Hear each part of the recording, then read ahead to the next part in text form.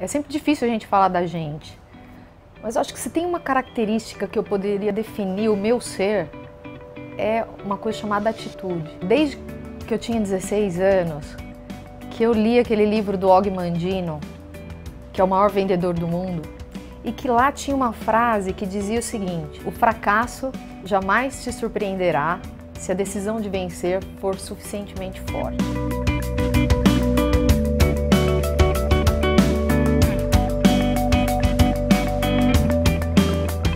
Eu sempre acreditei demais na educação, então desde muito cedo comecei a estudar tudo que eu via na frente, lia muito. E aí aos 17 anos comecei a trabalhar numa empresa que era a Cobrasma S.A., uma empresa enorme com 8.000 funcionários, e o meu primeiro cargo foi auxiliar de documentação. Eu comecei fazendo um arquivo de fichas de funcionários, os 8.000 funcionários da empresa.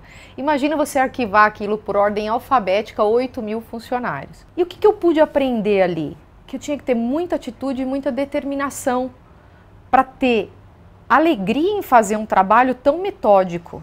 E ao mesmo tempo eu olhava para a empresa que eu estava acabando de começar a trabalhar e vi uma chefe mulher. Aí eu olhei aquilo e falei assim: eu quero ser uma líder. E aí nasceu a vontade de ser uma pessoa que conduzisse outras pessoas, uma pessoa que com o meu conhecimento eu pudesse transformar vidas.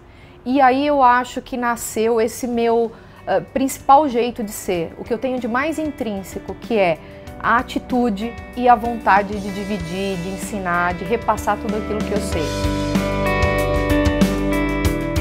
Eu fui convidada para fazer uma startup, uma empresa pequena de embalagens de refrigerante, que é PET, e aí o dono da empresa me falou assim: olha, é um grande desafio. Eu só tenho uma máquina, alguns funcionários que eu contratei e a gente precisa fazer isso acontecer. Em 2 anos, nós transformamos essa empresa praticamente na primeira do mercado brasileiro. Fiquei vários anos nessa empresa também, quando recebi o convite da Alcoa Alumínio para fazer parte do corpo de colaboradores. E aí eu fui para a Alcoa, fui ser superintendente comercial para a Alcoa, para a América Latina. Fui a primeira mulher a ter esse cargo dentro da Alcoa no mundo. Na minha época, quando eu tinha 17 anos, as mulheres ainda estavam começando a ter essa coisa da liderança, do desenvolvimento de carreira em cargos maiores. E aí foi um grande desafio, porque para a mulher, ela realmente tem que mostrar um pouco além para ser reconhecida. E num determinado momento eu olhei para tudo aquilo e falei: puxa vida, eu estou numa multinacional que é a primeira do mundo em alumínio, mas alguma coisa ainda faltava. Então eu decidi, eu quero ser presidente de uma empresa. Terminei todo o meu processo de desligamento numa sexta-feira, 11 horas da manhã. Quando foi sábado, 10 horas da manhã, eu peguei um avião para ir para a China. E foi assim, uma viagem fantástica, porque eu fiquei 35 dias nessa província, estudando tudo que poderia ser produzido ali. Eu resolvi que eu ia montar uma empresa para produzir bolsas femininas na China e vender no Brasil. Comecei a angariar clientes, coloquei um representante em cada estado brasileiro e esse negócio começou a crescer. E eu tinha investido um valor para iniciar todo esse projeto, já estava com mais de 40 vezes o valor inicial que eu investi e eu falei: pô, foi um grande negócio em 5 anos. Então eu vou fazer o seguinte, eu vou parar essa operação e vou descansar um pouco. Aproveitei para tirar férias, conhecer outros lugares, tive uma experiência internacional fantástica. E já no final dessa viagem, eu tive a oportunidade de vir para o Brasil conversar com o filho do Carlos Wizard Martins, que na época queria me vender uma escola de inglês. O Lincoln me falou quanto custaria a escola, quanto eu teria no bottom line de lucro, e eu, como uma matemática, olhei para todos os números e falei: poxa, mas esses números na minha cabeça não estão batendo. E aí pedi para o Lincoln: você se importa se numa próxima reunião nós reunirmos um executivo seu e a gente possa detalhar um pouco mais esses números? E aí o Lincoln me disse: poxa, eu queria muito que você conhecesse meu pai, acho que meu pai vai gostar muito de te conhecer. Eu falei: vamos lá, vamos marcar. E tive a oportunidade de conhecer o Carlos e Carlos me convidou para montar a sociedade com ele num negócio pequeno.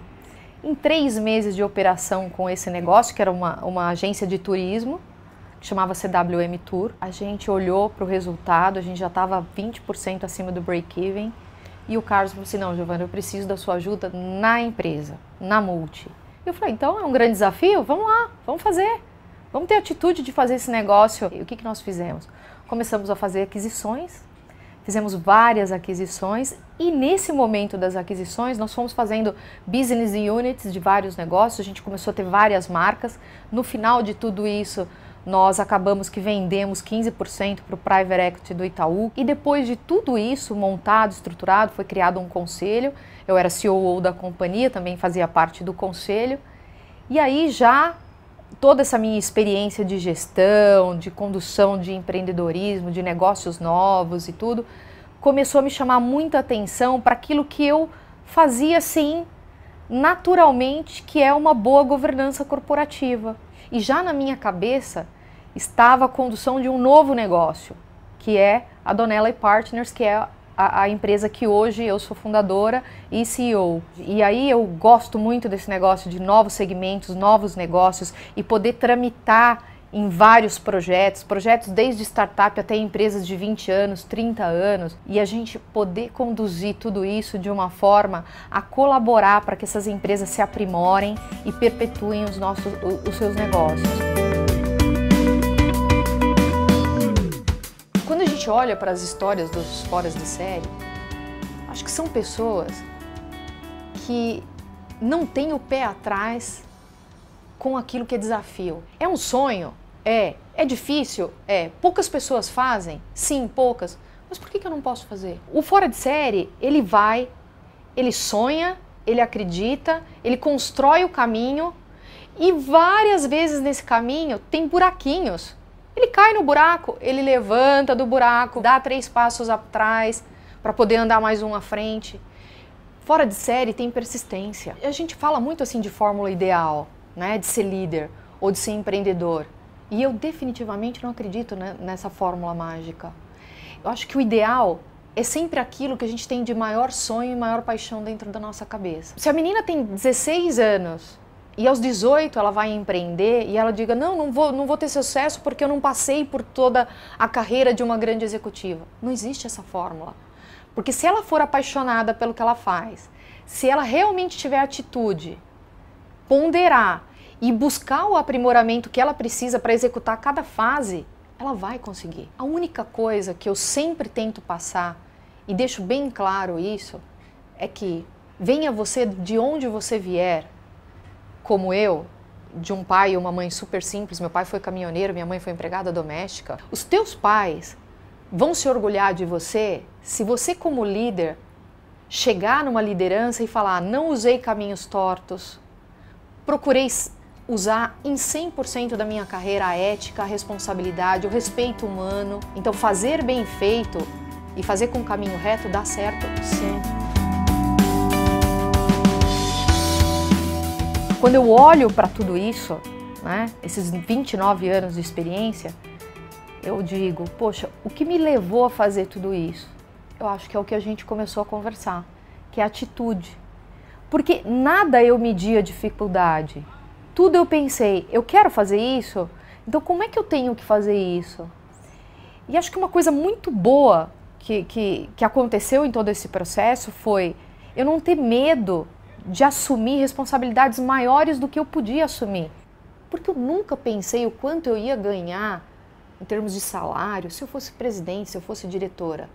Mas eu sempre pensei, o dia que eu for diretora, eu vou poder ajudar esse monte de gente. Cada vez mais nós precisamos de líderes que tenham muita sensibilidade para conduzir os negócios. Então não adianta a gente só pensar em resultado quando a gente está destruindo pessoas dentro das corporações. Eu levanto uma bandeira que a empresa do futuro é a empresa para se trabalhar com gente feliz. Essa empresa é a empresa que vai ter sucesso daqui para frente. Então o que me move? Me move ser uma conselheira de empresas e empresas que se preocupem com gente. E quando a gente se preocupa com gente, essas pessoas fazem o resultado acontecer. Bom, quando eu vi a Giovana pela primeira vez, eu vi nela uma imagem de uma mulher forte, uma mulher batalhadora, uma mulher que enfrenta o mundo. E depois da nossa conversa eu tive certeza que era isso, não só pelo que ela construiu, mas pelo que ela realmente é como índole, como pessoa.